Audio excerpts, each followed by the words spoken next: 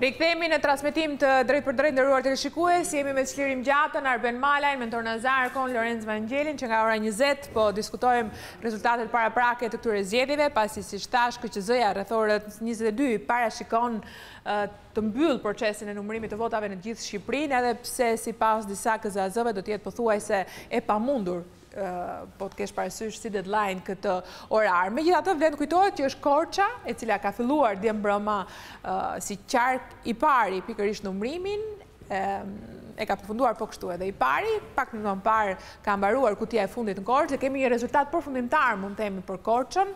Mund ta kujtoj grafikun regjia se cilat ishin votat e qarkut të Korçës dhe kujt i ka shkuar partive. Okej, shikojmë këtë grafik më së pari, janë mandatet, 11 mandate, dhe cilët janë përkatësisht deputetët të cilët do të ulen në sallën e parlamentit dhe që u ka dhënë mandatën pikërisht Korça. Niko Peleshi, Pendavinji, Duka, Baliu, Shalsi, Gjakolli, Saljani, Panariti, Spiropali, Bode, Hoxhalli. Si që shikoni, i lexovat gjithë, këto do t'jenë emrat për SPD dhe LSI që do t'ulen në sallën e parlamentit me votat e qarkut të Korçës, qark i cili sapo ka përfunduar procesin e numërimit të votave, që shënon kështu dhe qarkun e parë që e ka përfunduar këtë proces. Okej, po flisnim për votën në shkallë kombëtare, për surprizat e këtij rezultati, po flisnim për Partinë Demokratike, nëse është një vot pro Ramës, kundër Bashës, etj. etj. Doja dëgjoja Malajn nëse ka një analizë lidhje me këtë rezultat. Unë do të theksoj diçka nga përvoja në politikë që rezultati i PD-s konsiderohet një rezultat i ulët. Sigurisht ka shumë faktorë dhe nëse do flisja për vlorën jam i qartë se çfarë ka ndodhur, që prezenca e Partisë Demokratike në qarkun e vlorës është të kurrur dhe nga njëra periudhë në tjetrën liderit politik të PD-s që nuk kënaqeshin me liderin kombëtar, kalonin nga një parti te tjetra, gjë që nuk ka qenë karakteristike e Partisë Demokratike në hapat e para në vlorë. Në nivel kombëtar, unë besoj se marrëveshja që u bë, pavarësisht të paktën për ne që nuk kemi pjesë aktive e partive politike, ishte diçka që i duhej vendit. Mundet të ishte më mirë për Partinë Demokratike se do merrte 4-5 vota më shumë, por nuk do dilte parti fituese dhe këtë nuk askush në Partinë Demokratike nuk mund ta deformojë këtë fakt sepse ata kanë pas sondazhet e tyre, por i zgjidhi një hall të madh vendit, i cili rrezikoi të futej në një zinxhir krizash të njëpasnjëshme. Pra, kam parasysh edhe faktorët ndërkombëtar dhe takimet, ishim në një moment që gjithnjë më tepër, duke pasur kohën kundër, që koha po ikte me vrap drejt ditës së votimit, po kërkoheshin zgjidhje patjetër. Dhe një nga zgjedhjet mund të ishte që, okej, po kontrollojmë zgjedhjet nëse majoranca futet e vetme, le të futet dhe ne do t'i njohim. Nuk ka qenë deklarata zyrtare, e cilat mund ta zgjidhin ditën e zgjedhjeve, por nuk do jepnin zgjidhje për problemet që kishte vendi. Kështu që është akoma shpejt për të bërë analiza faktorësh, por shpeshherë në politikën shqiptare dhe kur janë bërë disa marrëveshje që kanë sjellë një produkt të mirë kombëtar, shpeshherë kanë qenë në qendër të kritikës se janë parë më shumë si marrëveshje individesh, kur në fakt përfitimi nuk ka shkuar te individi. Ka qenë rasti antarësimit në NATO që është bërë zgjedhja e presidentit. Po popullit që nuk ka kuptuar. Jo, nuk e vë fajin popullit. Populli flet me votë.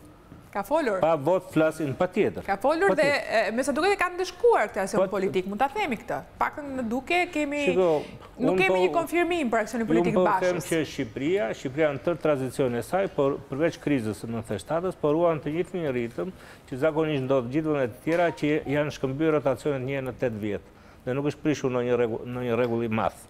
Ndoshta edhe kjo psikologji që shkruat e votuesit shqiptar që mos u lodhni kot se 8 vjet është ndar që do ri një, ka impaktin e saj të votuesi. Ato që do të thoshja unë është fakti që në këtë rast kishim një specifik. E para jemi vendi që jemi vetë penguar më shumë për të ecur në procesin e integrimit evropian. U vetë penguam 2009-ën. Erdhëm në 2013-ën, mbritëm në 2017-ën dhe i bie që ne të kemi zënë radhën në 2021-shin për të ecur me një ritëm që po ecin vendet tjera Ballkan që kanë shumë probleme, shumë të mëdha. Kështu që nëse bëhet diçka që lehtëson një sfidë kombëtare shumë e madhe se thjesht disa vota më tepër. Nuk po flas që ndan fituesin me humbsin. Ky është vlerësimi im. Okej, për ta përfunduar Nazarko, atëherë vot ndëshkuese. Idenë e zotit Mala apo të një ide tre? Jo, për të përfunduar këtë temë që do hapim një temë tjetër.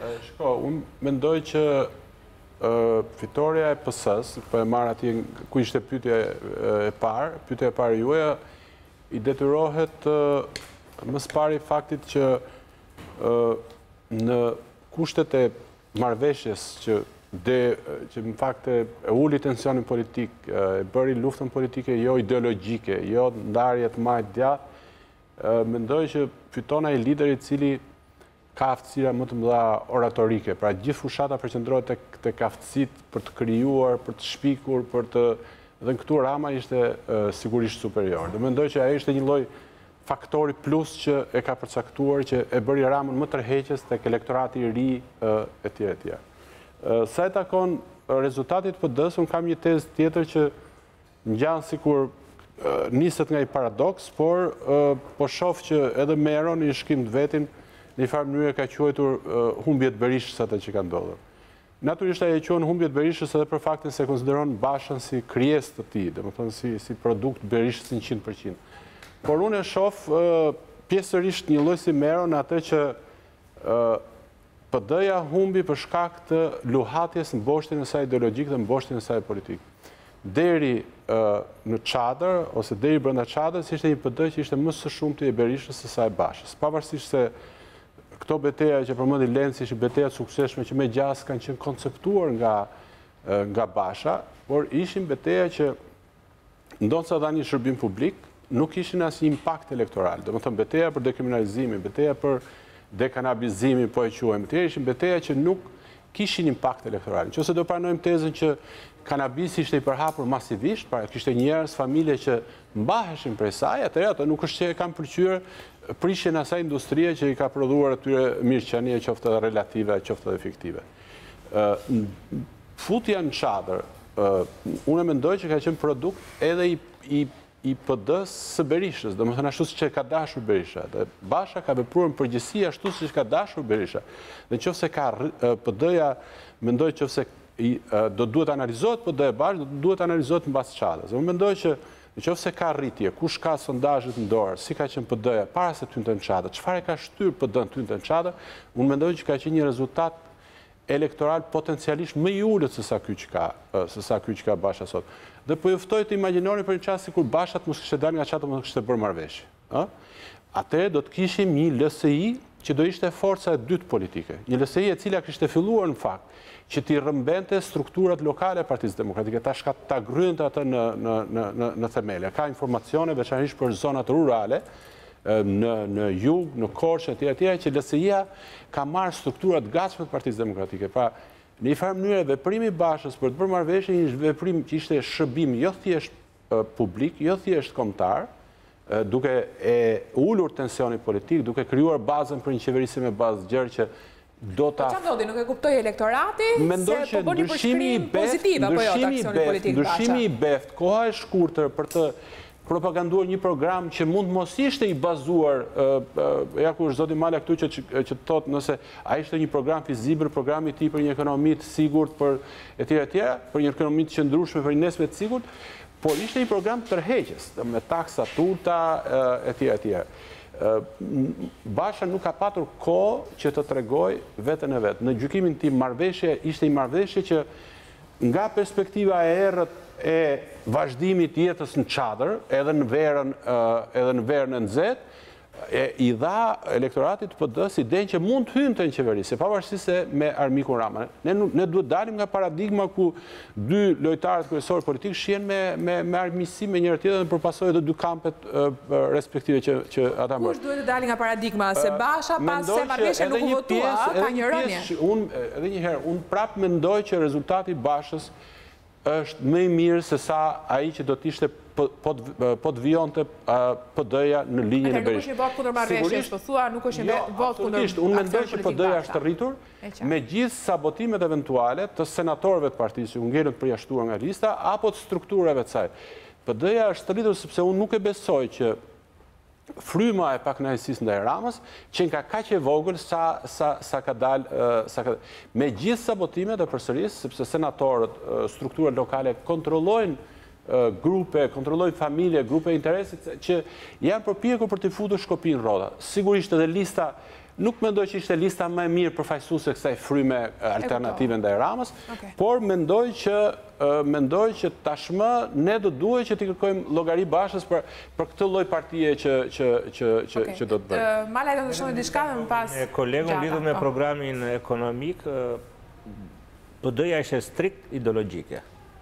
Dhe vuri dhe në qëndër të saj, ekonomia e sigur dhe thoshte shteti vogël, që ishte i parë tyre, taksat vogla, dhe çka ndodhur me të djathtë në modernizimin e saj ishte edhe pjesa e dëmshurisë, domethënë programi social. Ajo që unë kam qenë kritik, është që ulja me njerëzshme të taksave, në përmasa aq të mëdha, të thella, dhe rritja e premtimit në krahun e shpenzimeve mund ta bëhet pa sigurt, por si konceptim ideologjik, edhe për faktin se kishte këshilltar të huaj, ishte pur program i një force të djathtë. Tjera do të thoshe që në vazhdim të asaj që tha mentori, ne duhet ta ndihmojmë politikën shqiptare të dalë nga ajo idea që ai është armiku im. Dhe në këtë proces të zgjedhjes secili nga liderët politik ka një kontribut. Për shembull, Meta lehtësoi miratimin e reformës gjyqësorit. Ishte në fije të perit. Dhe pati një qëndrim shtetarit, tha këtë punë do ta zgjidhim ne, na lini kohë. Dhe nga ajo idea që s'voton asnjë, votuan 140. Basha pavarësisht se është i ri, kjo marrëveshje që ka bërë tani do të mbetet si diçka pozitive në biografinë e tij politike, që mori një vetë. Rama, të gjithë ishin në frikën që Rama me drejtë e tij do thoshte kokforcin, jo, ja tek janë rregullat, gjithë janë gati, po shikoni gjithë trupi diplomatik, edhe ose BE-ja bën deklarata, foto në zgjedhje ne do të në zgjedhjet. Do ishte foto në zgjedhje, por ne do ishim shumë okay të gjithë. Dhe mori dhe lëshoj, toleroj dhe tha, okej, po bëjmë. Pjesëmarrje, detajet e marrëveshjes janë, kush mundet që një ministër teknik për një muaj e gjysmë të japë një impakt.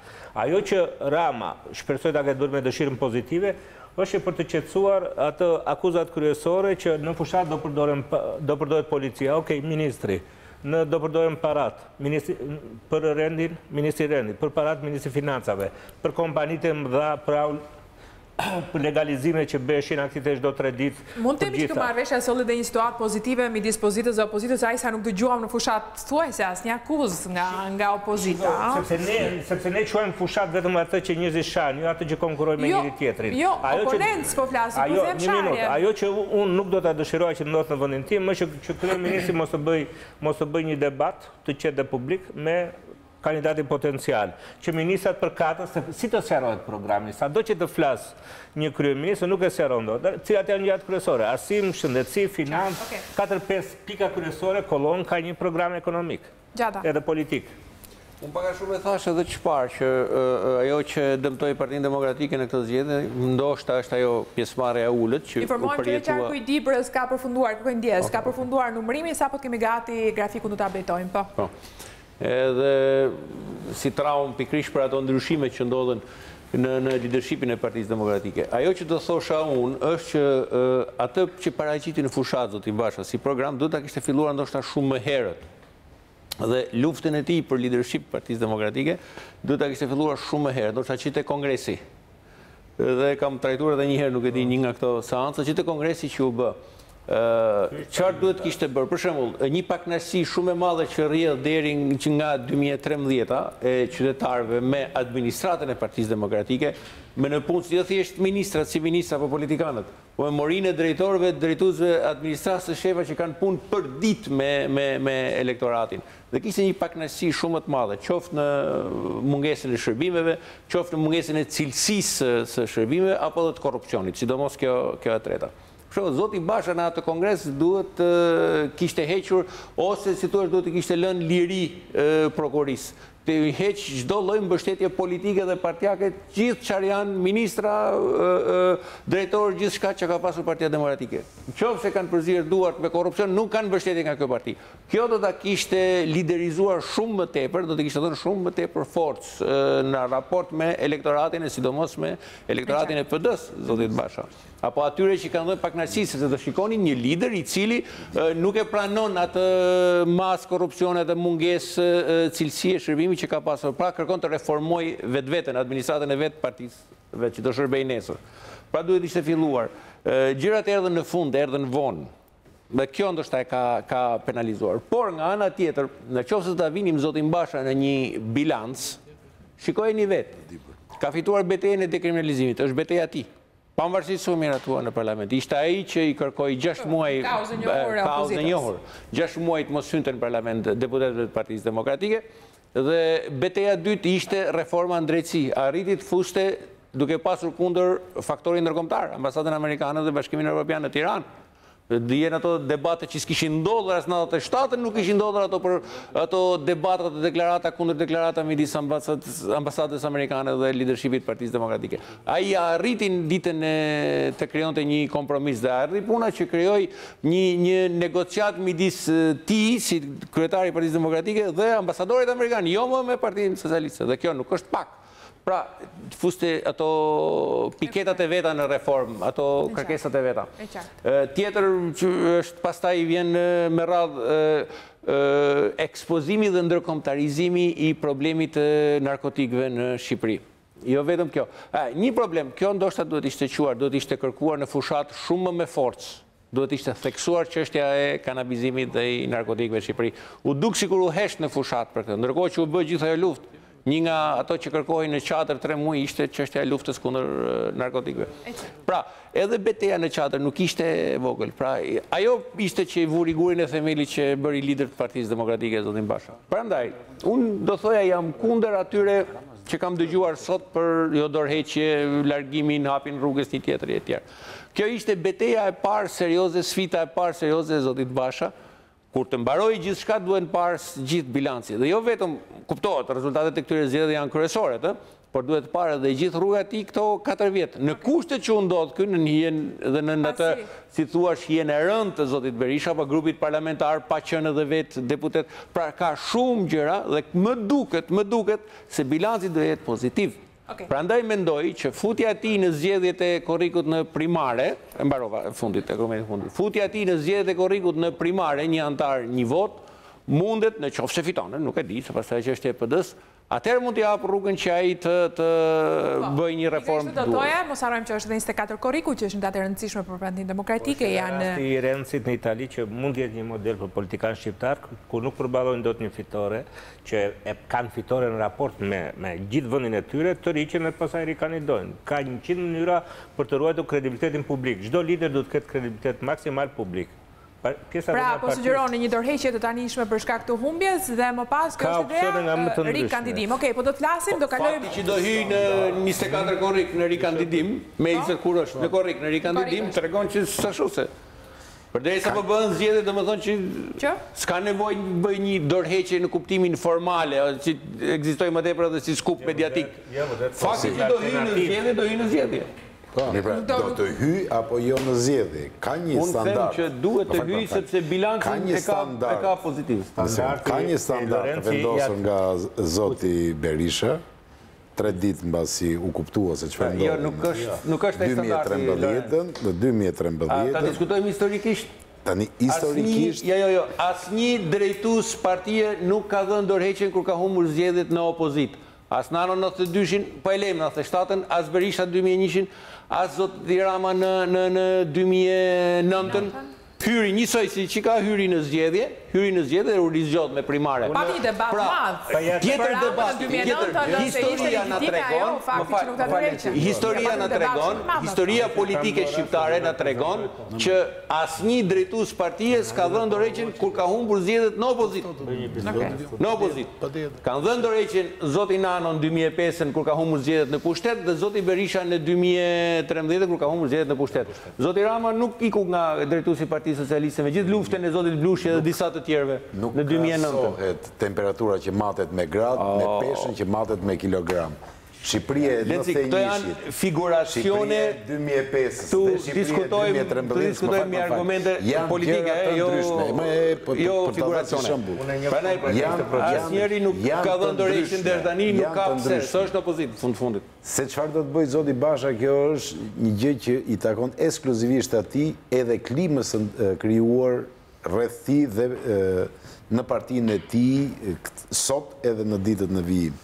Por që është vendosur një standard ai nga zoti Berisha dhe që në rrethana kur pothuajt të ngjashme, një parti e cila le pushtetin mbas 8 vjetësh dhe një parti mbas 4 vjetësh në opozit, jo vetëm nuk rritet, po rrihet e qerollepset thellë dhe më thellë, atëherë diçka duhet bërë.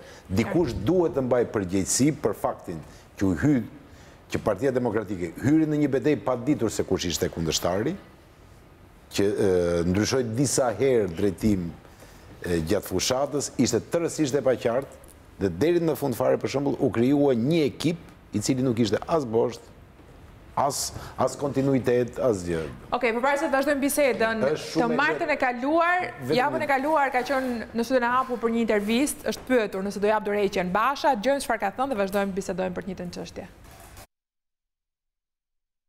Do jepni dorëheqje nëse dilni jo fitues nga kjo betejë, zoti Basha? Ne shkojmë të bindur dhe unë shkoj bindur drejt fitores, që nuk do të jetë thjesht dhe vetëm fitoria ime, apo e Partisë Demokratike, apo e koalicionit, po do të jetë fitoria e çdo shqiptari, të djathtë dhe të majtë. Në çdo rast, në korrik ka zgjedhje për kryetarin e partisë, kjo nuk ndryshon çfarë do të jetë rezultati. Do rikandidoni? Ky është një vendim që do marrë përputhje totale me interesat më të mira të Partisë Demokratike dhe qytetarëve shqiptar. Varet kjo nga rezultati i zgjedhjeve? Kjo varet tërësisht nga mënyra se si mund të shërbejmë më mirë interesave të Partisë Demokratike dhe qytetarëve shqiptar. Pra s'do jepni dorëheqjen? Nuk është çështje dorëheqje, mandati përfundon në kryet 4 viteve. Nuk po flas për mandatin, po flas nëse nuk fitoni, nëse nuk dilni fitues në këtë zgjedhje. Dhe unë po ju them që nuk merrem me nëse, po merrem me bindjen time totale që me planin tim ekonomik, me ekipin tim fitues dhe me nevojën akute për ndryshim. Fitoni ose nuk fitoni? Me nevojën akute për ndryshim. Nëse fitoni, jemi të qartë që do jeni kryeministër, nëse nuk për ndryshim, ne do të shkojmë drejt fitores.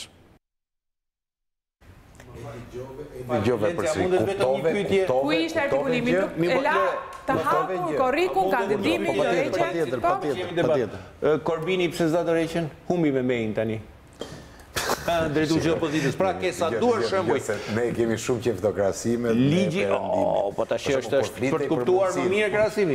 Një sekondë me Shqipërinë. Po vetë do krahasohemi me Linë. Se do shkojmë në perëndim. Se më mirë me perëndimin, Vangjeli. Aty ka britanik, këtu ka. Jo, pra nuk dha dorëheqjen, po kishte dhënë dorëheqjen do ishte britanik. Mund të them diçka. Ai nuk e dha dorëheqjen sepse është në opozitë. Dhe një kryetar herën e parë në opozitë nuk jep dorëheqjen.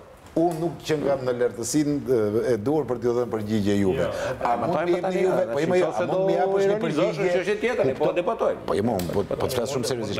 A mund të më japësh një përgjigje? Kuptove gjë nga ajo që tha zoti Basha? Jo, po nuk komentoj unë deklaratën e zotit Basha. Unë po jap argumentet e mia si e shoh. Po nuk është argument ai se bëri ai, nuk e po dhe unë. Nuk e bëri Rama. Zoti Vangjeli, nuk jemi këtu me qenë i përdor metaforat. Ne nuk jemi këtu për të thënë çfarë ka dashur të thotë autori, çfarë ka dashur të thotë ai apo çfarë ka dashur. Ne po japim mendimin ton. Si unë si e shoh punë. Mendimi ynë ngrihet mbi komentin e tij. Tani si e shoh po them diçka tjetër. Nëse Lorenzi ka qenë përfaqësues i majtës progresive në gjitha pjesët e të majtës progresive. Do të kam shumë të vështirë ta ndërpres. Jo, në qoftë se zoti do të kishte respektuar statutin e Partisë Socialiste në vitin 2009, atëherë historia e Partisë Socialiste do të ishte tjetër, edhe historia e sot nuk do të ishte. Po do të ishte tjetër. Po nuk e dim, mund të them vet zoti Rama evokoi atë historinë e diferencës mes hallës dhe xhaxhait, edhe unë e kam të ndikuar një gjë të tillë me qejf të madh. Pa mundur me Lorenzi në metaforë dhe potencë. Mund të them diçka. Po, shumë shkurt sepse kam një deklaratë të rëndësishme të Mogherinit edhe Han për zgjedhjet parlamentare, sapo ka dalë. E rëndësishme është kjo që diskutojmë për kredibilitetin e liderëve politik, qëndrimi tyre ndaj fitores dhe qëndrimi tyre ndaj humbjes. Dhe në shkenca politike thotë që lideri dallohet si menaxhon hirin e humbjes, jo degën e dafinës fitores. Në këtë rast ka opsione të ndryshme. Diçka nuk është koherente te Lorenzi, nuk e di ndoshta për shkak se harxhon shumë kohë me metaforat. Ky debat është bërë në Partinë Socialiste në vitin 2009. A mundet? Pjesa ime e koherencës? Jo, dhe i çdo një përgjigje, kanë marrë pjesë profesor Servet Kumi, ka thënë, çdo njeri ka të drejtë pas një humbje, të rikandidoj kur partia ka zgjedhje. Po? Në këtë aspekt, do ta japi dorëheqjen, apo do ta japi dorëheqjen, ju po shtroni pyetjen, a duhet të rikandidoj? Kjo është zgjidhur. Jo, është tjetër gjë. Si? Është tjetër gjë. Për atë po themi. Po është tjetër gjë, a do bëj një analizë ata për atë që ndodhi. Kjo është dëgjoj. Fal, Lenci. A do mbaj dikush përgjegjësi? Këto se dikush nga përdoja të përgjigjet për këto. Bem Lushi ka dorëheqje kur grupi parlamentar i Partisë Socialiste 5 deputet votuan kundër. Dhe tha, si ishte detyrueshme, tha ka të bëjë me kredibilitetin tim si kryetari i grupit. Dorëheqjet janë më shumë pjesë e raportit të atij që ka një mandat politik me pjesën partijake, pjesën politike, pjesën publike. Do ta jap apo do ta jap Basha Doraqen, nuk jam i sigurt se çfarë do bëj. Por që pa mbaruar akoma kutit, më shumë ka debat. Dhe ky debat ndikon pastaj në pjesën tjetër. Me rregull. Teorikisht duhet mbaruar numërimi, duhet mbaruar numërimi i kutive, duhet certifikuar rezultati. Është pjesë e një diskutimi më pas, ne thjesht po bëjmë një projekcion. Po nuk e kuptova akoma cila ishte përgjigjja ndaj pyetjes. Duhet t'japi dorëheqjen apo jo Basha? Unë sa po të thash që mbi kokën e zotit Basha do të ketë shumë gur tani. Sipas teje, duhet të japi dorëheqjen apo jo? Opinioni personal. Ai nuk do ta jap dorëheqjen. Kjo është bindje. Po. Jo, është një ide. Është një ide. Në raste të tjera, nëse nuk do ishte kongresi kaq afër, liderët politikë më të tjerë kërkojnë vot besim. Vën në kongresin e partisë, bën një kongres të jashtëzakonshëm, duhet vot besim. Të vazhdoj ose jo. Këtë gjë e bën gabim. Një nga kritika që i bërë Bashës ishte që strukturat e partisë, ato që janë statut, në kushtetutën e partisë, duhet i përdormi në çdo fazë leadershipit të tij, sepse tani kur ke nevojë për mbështetje, dalin probleme, nuk është mbledhur kaq kryesia, nuk është mbledhur kaq asambleja kombëtare, nuk kaloi lista deputetëve këtu. Kështu që leadershipi do vazhdojmë, një minutë, do vazhdojmë me pyetjen. Do vazhdojmë me pyetjen, duhet apo jo Basha t'jap dorëheqjen? Kam nevojë për përgjigjen e Malaj dhe Nazarkut më pas, por fillimisht po lexoj këtë deklaratë e përfaqësuesit të lartë në kryetarit Mogherini dhe komisionerit Han për zgjedhjet parlamentare në Shqipëri. Thuhet, zgjedhjet parlamentare të Shqipërisë me 25 qershor u zhvilluan në një mënyrë të qetë të rregullt, qytetarët përfitonin nga një ofertë gjeopolitike në një fazë të rëndësishme të procesit të integrimit të Shqipërisë në Bashkimin Evropian. Sipas konkluzioneve parapraket, misioni i vëzhgimit të zgjedhjeve OSBE-ODIR, garuesit zgjedhor ishin në gjendje të bënin fushat lirisht dhe liri themelore të grumbullimi dhe shprehjes u respektuan, korniza zgjedhore në përgjithësi siguroi një bazë të përshtatshme për zhvillimin e zgjedhjeve demokratike. Ne marrim parasysh, thuhet në deklaratën Han Mogherini, rezervat e shprehura nga vëzhguesit lidhur me politizimin e organeve zgjedhore dhe zbatimin në kundërshtim të ligjit. Ne presim ndjekjen e dur të gjetjeve parapraket misionit vëzhgimit të zgjedhjeve, sidomos lidhur me akuzat për blerjen e votave dhe presionin ndaj votuesve, si dhe ndërhyrjen e aktivistëve të paautorizuar të partisë, të cilat mund të dëmtojnë besimin e publikut në zgjedhje. Pasi të përfundojë procesi zgjedhor, do angazhohemi me qeverinë shqiptare për të mbështetur procesin e reformave dhe për të vazhduar procesin e integrimit në Bashkimin Evropian. Vazhdimi i reformës së drejtësisë dhe lufta kundër trafikut drogës dhe kultivimit do të jetë një rëndësi të veçantë në këtë drejtim. Ne gjithashtu presim të vazhdojmë partneritetin ton me Shqipërinë për të nxitur bashkëpunimin rajonal dhe marrëdhëniet e fqinjësisë së mirë. Kjo ishte deklarata e përfaqësuesit të lartë Mogherini dhe Han për zgjedhjet parlamentare në Shqipëri, deklaratë që sapo është publikuar. Kalojmë në një hapësirë publicitare dhe rikthehemi flasim. Çfarë duhet apo do të bëj Basha? Do të jap dorëheqjen apo jo pas këtij rezultati të zgjedhjeve të 25 qershorit? Publicitet.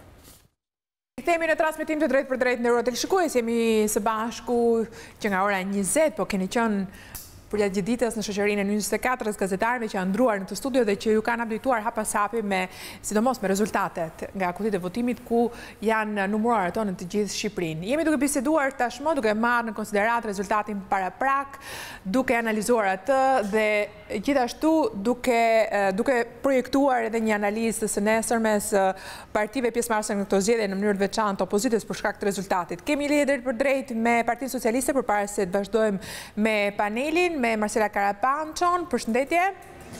Mirëmbrëma Eni. Mirëmbrëma. Kjo e sotmja në fakt, kjo e hëneni, duhet të them që në fillim do të ishte dita e duhur për të pasur zili për heshtjen zgjedhore. Në Partinë Socialiste nuk ka piptira asgjë për gjatë gjithë ditës, madje edhe deklaratat kanë qenë pothuajse në miniatur, kanë qenë gjithë të minimizuara nga Salia Roz jo, por nga KZZ ku po numërohet pak deklarata ka pasur të eksponentëve të Partisë Socialiste, por vën kjo re edhe në përgjithësi me partitë e tjera të subjekteve zgjedhore në këto zgjedhje parlamentare. Zoti Rama prej orës 9 të mëngjesit kanë kaluar më shumë se sa le të themi 12 orë, janë në rreth 12 orë ku zoti Rama qëndron mbi hallin në sallën e madhe në kat të dytë. Atje është edhe një projektor shumë i madh, atje vijnë të gjitha projekcionet, të gjitha të dhënat zgjedhore që vinë në kohë reale nga grupet e numërimit. Vjen rezultati në përselin roz, përpunojnë të gjitha të dhënat e më pas kalojnë në sistem dhe kështu janë edhe projekcionet e para ato që nxjerrë Partia Socialiste dhe që janë le të themi të paktën për Tiranën, pritshmëritë e projekcionit janë 18 mandate për të marrë kryeqytetin edhe të gjithë qarkun e Tiranës. Edhe pse aktualisht është 17 numri, ata janë shpresplot që edhe me numërimin e rreth 400 kutive të tjera të mbetura, është le të themi projektuar arritja e mandatit të 17. Vetëm pak çaste më parë. Po, përfundoje. Vetëm pak çaste më parë ka mbërritur zoti Tahiri, i cili ka bërë hyrje dalje të shpeshta përgjatë ditës së sotme në ambientet e Selis Roz, të vetmit të ngujuar, së bashku edhe me pjesën tjetër të stafit që po punon, ka qenë zoti Rama dhe zoti Veliaj, të cilët nuk janë larguar nga Selia Roz, kanë qenë të ngujuar përgjatë ditës së sotme dhe kanë qëndruar pikërisht në auditimin e të gjitha të dhënave dhe gjasa tregojnë që të dy edhe së bashku me zotin Tahiri dhe stafin që po përpunon të dhëna do të rinë edhe më gjatë sot. Nuk ka fest, nuk ka fishek zjarre, presin rezultatin final të këtyre zgjedhjeve, paktën le të themi atë që mund të jetë i pandryshueshëm në numrin më të vogël të kutive të mbetura. E qartë, po mbështetës militant të Partisë Socialiste janë ngrumbulluar përballë Selis, siç jemi mësuar të shohim ditën e nesërme të votimit? Absolutisht jo, dhe unë e thash, nuk ka as fishek zjarre, nuk ka as një militant, dita e sotme ka qenë ditë për të marrë shembull nga partitë politike për heshtjen zgjedhore.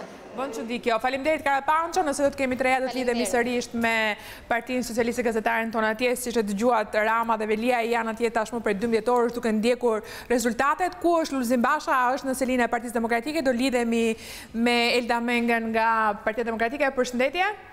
Përshëndetje Eni, po, është në selinë e Partisë Demokratike dhe në orët e mbrëmjes, zotit Basha i është bashkuar edhe bashkëshortja e tij Aurela.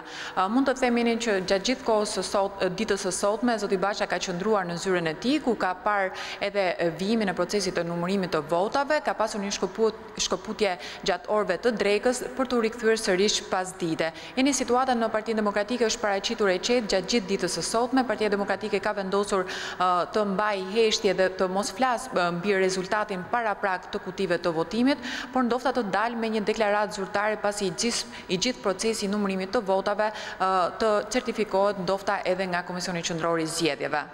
Dakor, faleminderit. Qëndrojmë në lidhje nëse do kemi të reja nga Selia Blu. Basha është edhe ai në Seli duke ndjekur apasapi projeksionet e rezultateve. Malaj, përgjigjja ishte për ty, duhet apo jo Basha t'jap dorëheqjen?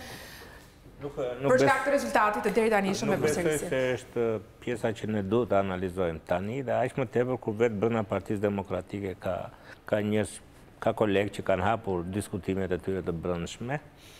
Kështu që në këtë aspekt... është Besik Mustafaj, i cili do të jetë edhe i ftuar në panelin e mëvonshëm me rreth orës 22, panelin do të ndrohet, do të jetë ftuar Andi Bushati, Lubonja, Ylli Rakipi, kërkoj ndjes, edhe Besik Mustafaj për të vazhduar komentet në studio. Në vazhdim të asaj që diskutuam dhe deklaratën të dy personaliteteve të strukturat Bashkimit Evropian, sot media e ka konfirmuar faktin që Partia Socialiste dhe Rama kanë fituar zgjedhjet dhe kanë theksuar se do të jenë 5 prioritete që qeveria duhet i plotësojë dhe për cilat qeveria nuk mund t'i plotësojë si një vetme. Ja, është prona, është gjyqësori, është lufta kundër drogës, është braktisja e vendit dhe sidomos largimi njerëzve të mençur dhe së fundi është papunësia. Domethënë, nëse do të bëjmë një diskutim, do duhet ta bëjmë pas zgjedhjeve, si do ta përdor Partia Socialiste fitoren e saj dhe cilat janë pikat ku palët bashkojnë për disa sfida që janë sfida kombëtare dhe asnjëra palë nuk i bën dot një vetmja. Nazarko. Është detaj interesant, nuk e di nëse Berisha ka qenë tek ty, jo, ka qenë te Lutfi Dervishi, duket kur u pyet në rast se Basha humba do japi dorëheqjen. Dhe ka thënë saktësisht një të gjë që tha dhe Basha këtu pra.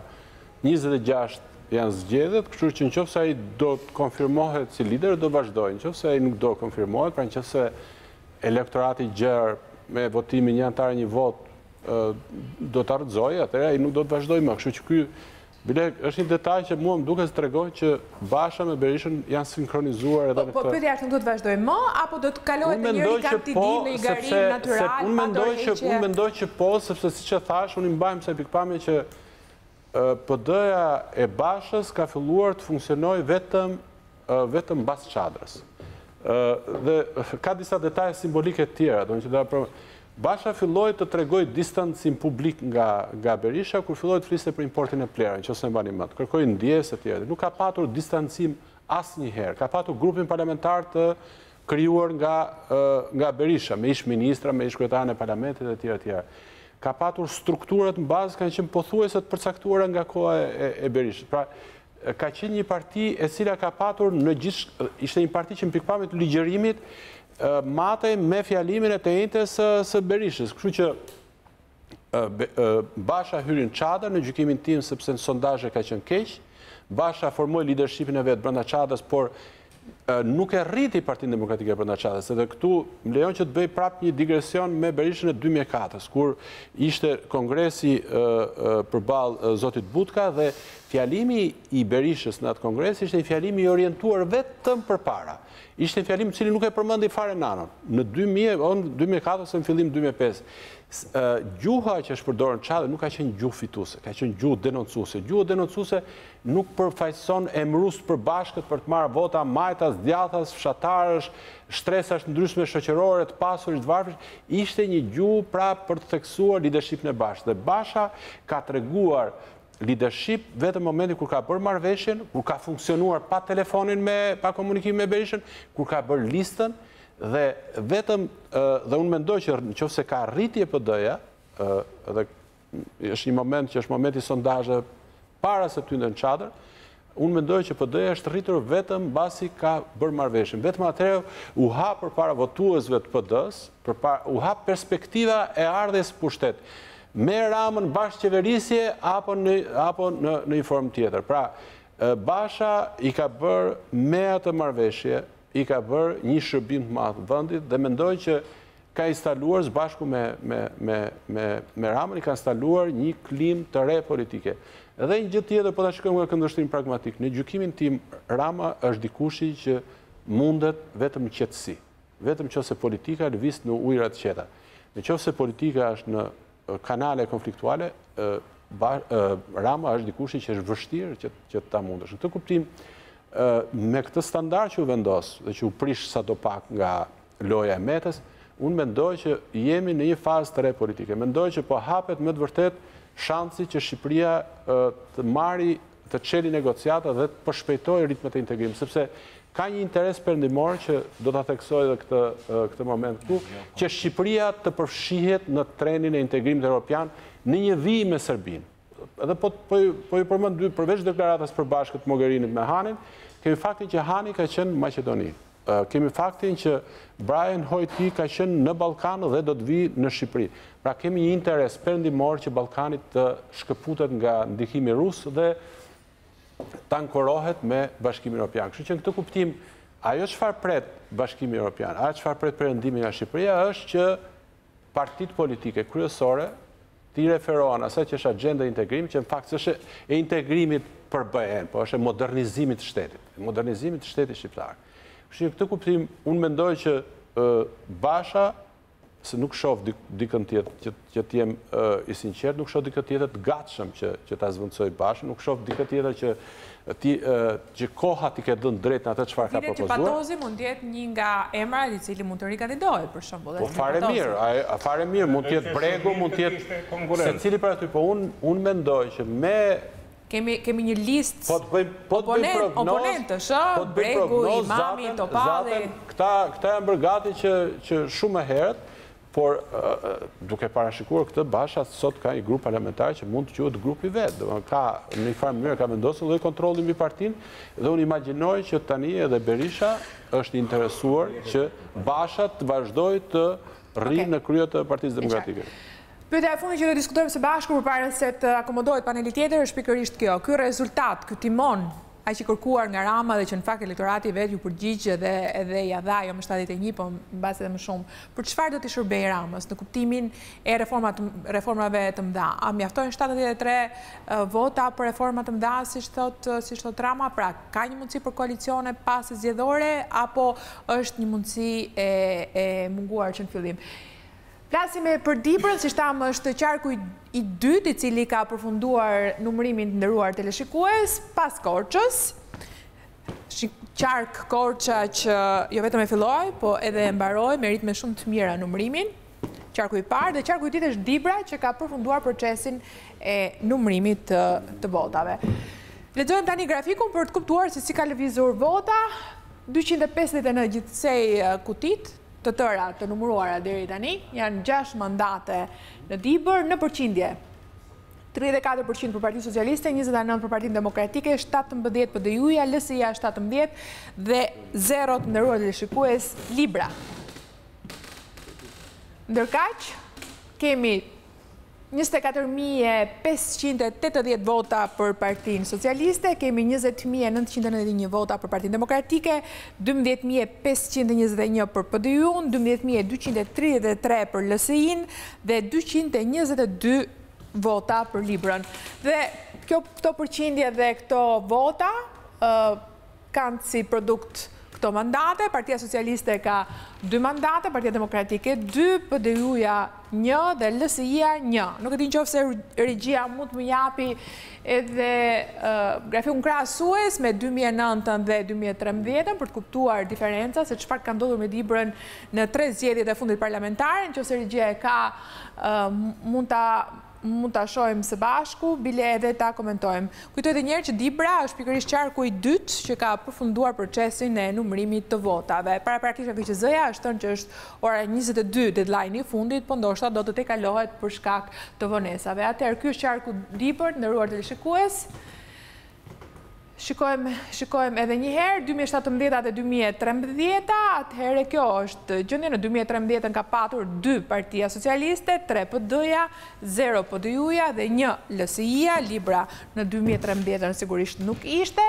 Dhe kemi një situatë të njëjtë për Partinë Socialiste, kemi Partinë Demokratike që ka humbur një mandat, kemi PDU-n që ka marrë një mandat, LSI-ja po kështu ka ruajtur situatën e saj me një mandat nga qarku i Dibrës. Kjo është Dibra, kështu do të vazhdojmë qark pas qarku, ku të kenë përfunduar pikërisht proceset e numërimit të votimit. Qëndrojmë tek pyetja e fundit. Këto 71 apo 71 kërkoi, po mori 73, paktën deri tani Vangjeli Edi Rama. Çfarë i mundsojnë? Që të bëjë një qeveri vetëm? Po, përtej kësaj. I mundson një qeverisje të qetë, është i qetë, domethënë për të qeverisur në përditshmëri, por i refuzojnë nevojën që ai ka dhe e ka demonstruar të paktën në 7-8 muajt e vonë e fundit për kryerjen e reformave të mëdha. Në planet e zotit Rama, duke nisur që nga vjeshtë e vitit kaluar, ka qenë e vazhdueshme ideja për të bërë një reformë kushtetuese, një reformë të zgjedhore dhe për përfundimin e reformës në drejtësi. Kam përshtypjen se në një nga fjalimet e pare që do të mbaj, ndoshta i pari që do të ketë kryeministri nga poltroni i fitusit të këtyre zgjedhjeve, fitusit politik dhe moral të këtyre zgjedhjeve, është që ai do të bëjë një ftesë për bashkëqeverisje, nuk e di në çfarë mënyre do të afrojë këtë, po për bashkim votash në të mirë të integrimit të vendit edhe për të realizuar objektivat strategjik të vendit në realizimin e këtyre reformave që ju thash. Pra një koalicion pas zgjedhor? Zoti Rama do të ketë tashmë modestinë e atij që fiton gjithçka. Nëse deri dje demonstronte forcën dhe arrogancën e atij që kërkonte të merrte edhe pjesën për të bërë të tërën, pra për të kaluar 71-shin, sot kjo forcë që te kalon pra 71-shin do t'i jap komoditetin e të qenurit modest. Parashikoj një ram ndryshe, së paku në daljen e tij të parë publike. Juftoj ta ndjekim me goxha kuriozitet fjalën e parë. Patjetër që do ta ndjekim, po parashikimi që më duhej është ky. Po një koalicion pas zgjedhor. Sapo ju thash, do të afroj, do të kërkoj votat për të realizuar këto... Dakor, se votat mund t'i kërkoj edhe pa nevojën e një koalicioni pas zgjedhor, po thjesht si partner. Jo për të qeverisur bashkë, po them edhe një herë, do qeveris vetëm, por do të thotë, Shqipëria është më e madhe dhe nevojat e Shqipërisë janë më të mëdha se sa diferencat që ne kemi mes vetes.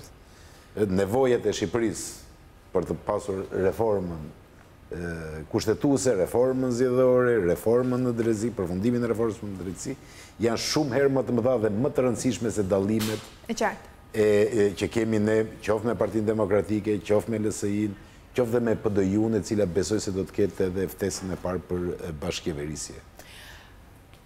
Pyetja është e njëjtë.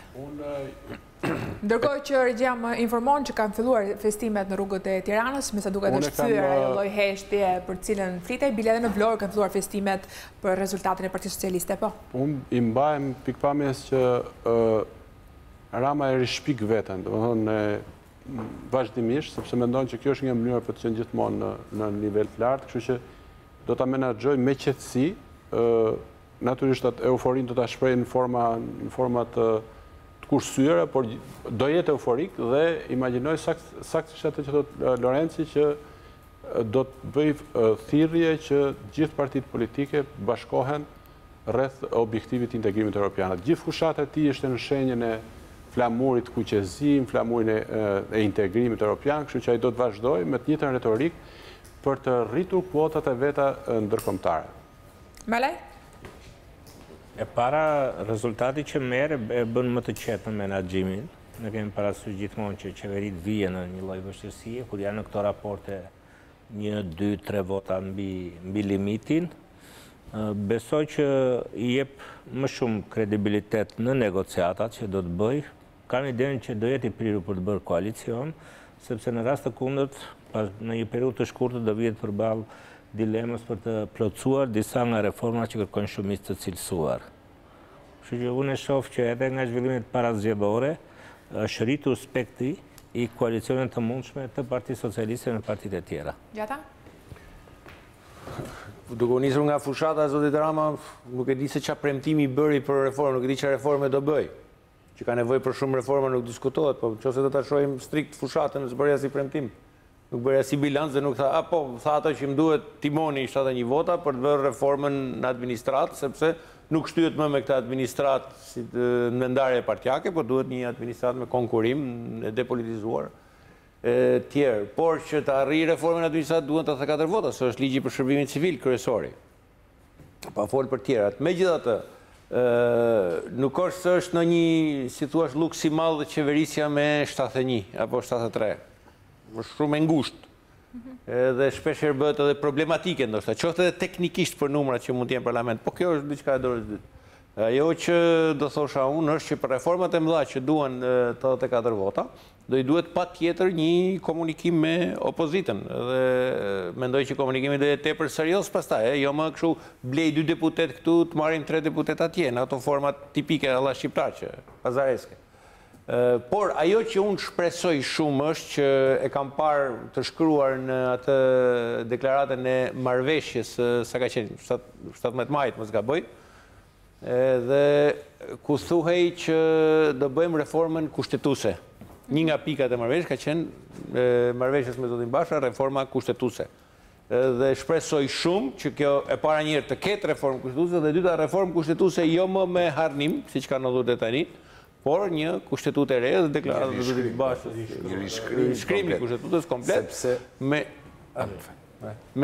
Duke dëgjuar edhe atë deklaratën e zotit Basha që unë jam sa për parlament me 100 deputet, pra të kemi edhe senat, si dhome dytë, president nga populli dhe ripërcaktimi tërë institucioneve të larta të drejtësisë, sepse zoti na ruajt me këto që dha reforma në drejtësi, domethënë ka një vlerë ndoshta për vettingun, por funksionimi i organeve të drejtësisë me këto që janë bërë tani nuk e di se si do shkojë, sa është eksperiment.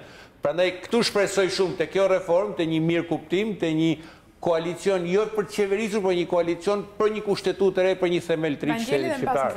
Vetëm një detaj për të shtuar pikërisht atë që e tha sakt zoti Gjata, për të rishkruar edhe një herë kushtetutën, sepse tani është harmuar kaq shumë sa është shumë vështirë të merret vesh cila është pjesa origjinale e saj dhe cila është ardhmja. Është dëmtuar fryma thelbësore e kushtetutës, parimi i kontrollit. To janë festimet e Vlorës, sa? Ne me lencin me nostalgjik kushtetutës 98-ës, që në ndorë. Pati atëherë një shpresë të madhe, ishte reale, por që devijoi rrugës, ati mund të fillonte një ardhmë ndryshe e Shqipërisë, por e shkuara ishte më e fortë se sa shpresa për të ndryshuar në të ardhmen. Doja të thoja vetëm një vëzhgim të vogël, nisur nga këto dhënat numerike që imagjinoj sikur për shembull LSI-ja ishte në koalicion me Partinë Socialiste, sot mund të kishte 35 deputet. Vetëm imagjinoni ato bishtat që ngelen nga nga Partia Socialiste, imagjinoni rezultatin e Korçës ku LSI-a kishte 19.000 vota, por kishte vetëm një deputet. Imagjinoni se çfarë situate do krijojë nëse do kishte koalicion. Përpara se të ndajemi, një lidhje të fundit drejt për drejt nga Korça, nga studio ku është kandidati për deputet i listës Partisë Demokratike Saljani. Po, jemi gati. Përshëndetje Saljani. Përshëndetje, mirëmbrëma. Mirëmbrëma, ne kemi qenë në komunikim në fakt edhe gjatë mbrëmjes së djeshme. Një koment të parë të doja, por rezultatin e deri tani shumë Partisë Demokratike, më pas do flasim dhe për Korçën. Spari, unë duhet falenderoj të gjithë qytetarët e qarkut të Korçës për mbështetjen që na kanë dhënë në kushte të presionit, të kërcënimit, të votuesit, intimidimit të votuesit, dhe sepse në qarkun e Korçës është përfundimisht është mbyllur numri i votave dhe rezultati është ai që ju e dini, po 6-4-1 në rast se do të kishte votim të lirë, të pandikuar, pa u rrahur njerëz, pa u kërcënuar njerëz, besoj që jo vetëm rezultati do të ishte më ndryshe, por po ashtu dhe pjesëmarrja në votim do të ishte më e madhe. Ne kemi rikuperuar si diferencë votash me Partinë Socialiste nga zgjedhjet e vitit 2013, pothuajse 11.000 vota, diferenca është 11.000 vota më pak se sa në 2013. Kjo nuk është justifikim, por kishim mundësi shumë dhe kishim pritshmëri për të dalë më mirë. Por e ritheksoj që pjesëmarrësit në votim, një numër i madh të cilin unë kam edhe në listat evidentuara, nuk kanë dalë për shkak të kërcënimit që janë bërë nga njerëz me precedent penal në për lagjet e tyre, apo nga administrata për biznesin, nga administrata e aluiznit për banesat e palegalizuara etj që mos zgjatem shumë në teknikalitete. Do të bëni tani, nuk keni bërë gjatë ditës së zgjedhjeve apo më parë, në mënyrë institucionale, kam fjalën, një me faqe Facebooku, nuk kemi parë ndonjë denoncim shumë të madh nga Partia Demokratike, ka munguar, bile kemi diskutuar edhe në studio, këtë mungesë të institucionit Partisë Demokratike, zëdhënëse etj në oponencë apo në denoncim gjatë ditës së zgjedhjeve. Shiko, unë nuk e di se si ka ecur fushata në tërësi, unë di që për zonën ku unë jam kandidat për deputet dhe ku unë përfaqësoj qytetarët tani, por edhe strukturat e Partisë Demokratike, unë kam bërë disa denoncime me emra, me mbiemra konkret, edhe në polici, por e kam bërë një javë para, denoncimet se cilët nga personat e administratës publike kërcënonin dhe intimidonin votuesit, dhe po ashtu 2 ditë para zgjedhjeve dhe ditën e zgjedhjeve, një ditë para zgjedhjeve, ditën e shtunë, unë i kam denoncuar me emër, me mbiemër dhe me zona, me lagje, me fshatra, se ku ndanin para për të blerë votat përfaqësues dhe drejtues të institucioneve të Partisë Socialiste. Gjatë kësaj periudhe kam komunikuar dhe me policinë e shtetit për t'i bërë me dije që në këto zona ndodhen persona që shpërndajnë para, disa janë kapur, por në shumicën e rasteve nuk janë kapur sipas policisë në sjellje korrekte në komunikim. Paktën më kanë thënë që nuk kemi mundësi sepse nuk kemi burime omarne dhe policë të mjaftueshëm për të mbuluar gjithë zonat që po denoncon, sepse na ka ndodhur edhe një ngjarje në vetvrasje së një polici në Dishnicë. Kështu që unë nuk po i bëj sot këto, i kam denoncuar prej kohësh dhe dje denoncova pothuajse 5-6 incidente dhe rrahje të komisionerëve apo mbështetësve të Partisë Demokratike që janë bërë nga persona me precedent penal, i kam denoncuar me emër, me mbiemër, 2 prej tyre janë të arrestuar nga policia, një prej personave të lënduar është edhe sot në spitalin rajonal të Korçës, i lënduar me plagë të rënda në fshatin Leminot vetëm për shkak se mbështeste Partinë Demokratike. Le të flasim për shifrat e Korçës, Vangjeli po lexonte. Po përpiqem ti rikthej edhe një herë sepse i largova, më duhet vetëm një çast. Po, ne mund të shohim edhe grafikën, ndërkohë regjia na ndihmon, nëse ke nevojë për 2013, 2017. Jo, i kam shifrat, atëherë në Korçë, sipas renditjes, Lëvizja Socialiste për Integrim ka një rezultat në krahasim me 2013-ën, një rritje prej 5 pikësh, 5%, Partia Socialiste 4.8%, ndërkohë që Partia Demokratike ka një rritje vetëm prej 0.4%, duke humbur edhe një mandat në qarkun e Korçës. Po. Ndërkohë që denoncimi i dieshëm ai që pam në video doli, u verifikua shpejt që kishte tjetër sens dhe tjetër. Pyetja në të kuadër shifrash, cila do ishte? S'kam asnjë pyetje. Duhet të përgjigje pak për qytetarët nëse mundet. Nuk është se ka ndonjë ndryshim në shifrat e Partisë Demokratike. Okej, Saljani? Ka një ndryshim, diferenca e koalicionit të Partisë Socialiste me koalicionin e Partisë Demokratike në 2013 ka qenë 31.000 vota, ndërkohë që diferenca sot mes Partisë Demokratike dhe Partisë Socialiste është diku te 20.000 votat në rang qarku. Pra ka një ngushtim të diferencës prej 11.000 votash. Po ashtu për rastin e djeshëm të denoncimit të një komisionere, kryetarit komisionit, e lutem, e sjaruam, Saliani, se kemi dhënë mjaft kohë dhe e sjaruam dje. Pyetja ime fundit është, si u ndjet për këtë rezultat? Shkurt fare, një fjali. Nuk ju dëgjova, fal. Si u ndjet për këtë rezultat në nivel kombëtar, sigurisht? Shiko, unë besoj që ne do të kemi një analizë të plot, të gjerë, dhe do të marrim të gjitha përgjegjësitë nga ne që ishim kandidat, të gjitha strukturat për personalisht, e prisnit apo jo?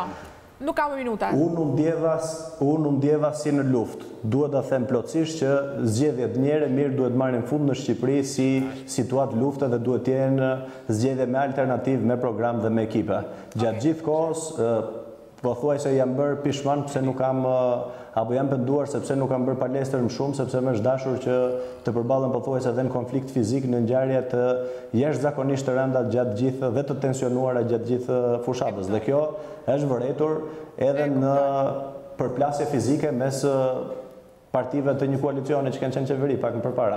Faleminderit për këtë lidhje për drejt. Unë nuk kam minuta, do ta mbyllim lidhjen, më vjen keq. Më duhet kam një hapësirë publicitare, më duhet ju përshëndes. Student, mund t'ja jepje një sekond. Faleminderit Gjata, faleminderit Malaj, faleminderit Nazarko, faleminderit gjithashtu Vangjeli. Kam një hapësirë publicitare, jam me shumë vonesë dhe më pas do t'ulim këtu në studio panelin tjetër, do t'jetë Yller Akipi, Fatos Lubonja, Andi Bushati dhe gjithashtu edhe Besnik Mustafaj. Qëndroni me ne.